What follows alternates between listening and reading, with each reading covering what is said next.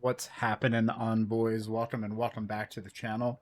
Yet another Soulframe Preludes 13 build video coming at you today. Today we're going to be talking about Ode'n Tempest and the way that I play and build Ode'n Tempest out. So to start out with our Virtue Prism, I am using Oro's Ranger for a Grace Spirit split. The main reason I'm going with Grace Spirit Split for this build is to, number one, have really good cooldowns, thanks to a high spirit, but number two, maximize my Astrosphere and my Atmosphere to the max. The Sizemore bowling ball effect is really cool, but I see the push effect being much more beneficial, being able to have a little bit of crowd control. At one time, this ability was extremely broken, but in the current state of the game and things, I don't see really building into it being as beneficial. I think you're better off building into these two abilities and building into Spirit to have better cooldown. Now, given recent changes as hotfixes roll out, we have a little bit more health than we would have on a Spirit Grace split, but it is still a little lower. Now, thanks to the way DE has this current system balance, we have a good amount of armor, but we're getting to that. Try not to get ahead of myself here. When we take a look at our pact tree, as I always recommend, max out your virtue nodes. Especially since Hotfix 5, your virtue nodes are so beneficial and nearly crucial. After that, 1 point into each node on the tree. Whatever looks best to you, boost with the extra points you will have. You should have about 5 left once you maxed out your virtue nodes, and put 1 point minimum into the rest. Personally, I've gone into having better healing and better damage with my smite pools. It's just personal preference.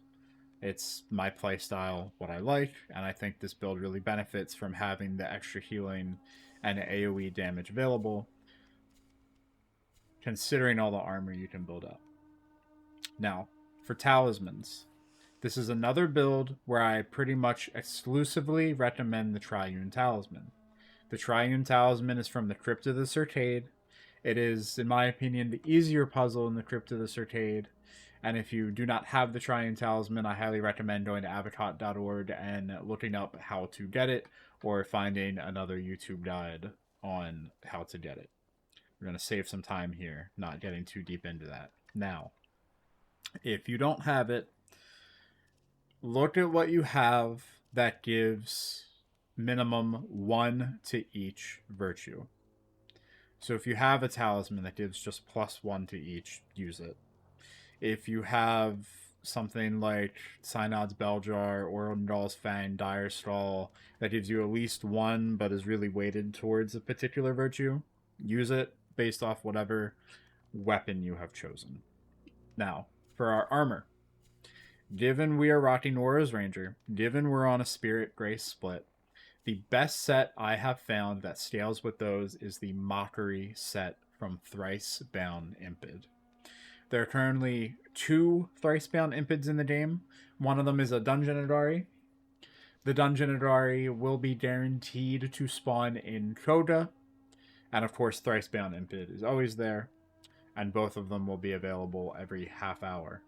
The Dungeon Adari, I'm not sure if it would spawn every single time in Coda. That's something maybe worth checking out at some point. But given the fact that Adari cooldowns have been reduced to 30 minutes from the 3 hours they were, I think going back and forth between both of the Thrice-Bound Impids in Coda, if you're able to, with a team ideally, would not be all that terrible if you're looking specifically to farm the set. Now, forgot to mention this earlier in the video. If you do not have Ode'n Tempest, Ode'n Tempest can be acquired from faction grinding. I know for a fact it drops from Silent Rose and Alka's Children. Kith of Kings has their own specific pact, Mora's Hand, which of course we'll have a build video coming for soon. So now, weapons. For weapons, My personal choices have been to rock Duelian, because Duelian is one of those weapons that a lot of envoys we find ourselves talking about growing attached to because of how particular it is to farm for. It is a rather annoying weapon to get. Not as annoying as Cathanon, the only weapon in the game that I do not have. But that's, that's besides the point. Duelian is very strong. And for Duelian, for your rune, I'd recommend above anything else Everflame. Mistgale is really cool. Being able to do the projectile, it's really cool. It is nowhere near as powerful as Everflame. Everflame, it doubles your damage when maxed out for 20 seconds and burns your enemies. As with all of my builds, for your totems, take whatever gives you the most armor in the top left, whatever gives you the most additional chance of smite in the top right, extra attack speed, and either stagger or damage to other enemies nearby for your bottom. Now, because of Everflame, we get, your rune determines where you get an extra totem slot, and so because we're rocking Everflame, we get an extra courage totem slot. So that's what we're rocking. Now, for sidearm, Bastard's Rest, Ode'en, Estelle, if you have it. Anything spirit heavy or grace heavy will work. And obviously those are the primary options right now for sidearms, right? And even with the current prism system, the recent reductions to virtue requirements on weapons has made running something like Bastard's Rest with this build much more feasible, because as you can see with the maxed out everything that I have, we're surpassing our courage requirement. We are surpassing our spirit requirement by a ton. And so even though we're not getting the most out of Bastard's Rest or Ode'en that we could, we're still getting quite a lot. Okay? Now, obviously, we talked about totems. The rune is going to be Arcstorm. Arcstorm you can get from Wraith of Wastes.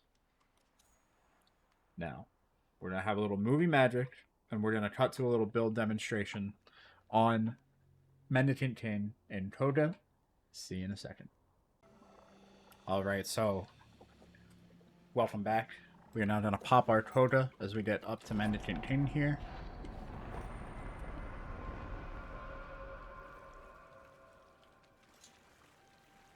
Get ready to wake him up with a ranged attack. See if anything's nearby that I want to maybe clear out or try to proc anything off of. Okay, so we have a Mendicant Knight. We're just going to want to try and see if we can get a rune proc off of him.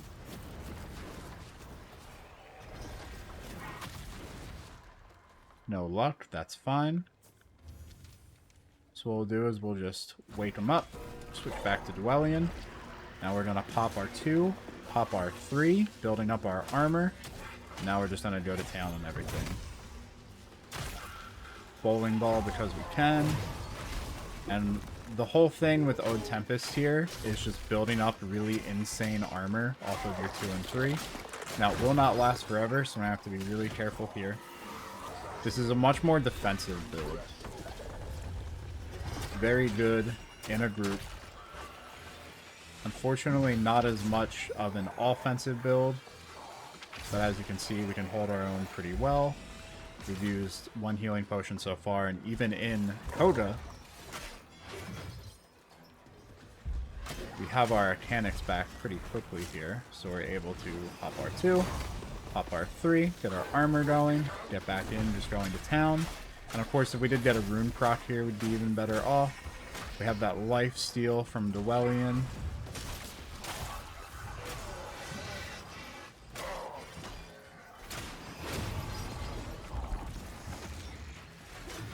And with Ode'n Tempest, I would say, the fight is a little slower than with certain other builds, but we still are able to get the job done. And we have those moments of insane armor thanks to our Astra abilities that really help us just be able to focus on getting in damage. And again, you can see there with Koda's reduced cooldown timers, we're able to get back our abilities pretty well. Ah, we died. We died. That's fine though. We're able to get back our mechanics pretty well thanks to the spirit that we're rocking. And while we are a bit squishier and in like a situation there where I'm coming out of that fight and I'm deciding to engage with those enemies, you would just want to activate your ability sooner than I did. I'm trying to just get close and get everything on there. But yeah, Ode'n Tempest is a lot of armor. I think that is its strong point right now. A couple of notes just for the end of the video here. If you don't want to rock Oro's Ranger, I would really just go all Spirit. Or I would go heavier on Spirit with like Iridis' Shaman. That way you're very well-rounded, but you have that little bit of extra cooldown help.